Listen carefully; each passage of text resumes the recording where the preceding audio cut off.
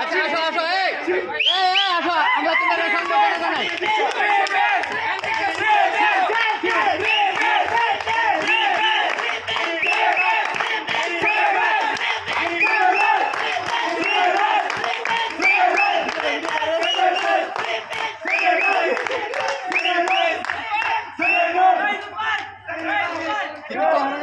বাবু কিছু করার দরকার নাই তো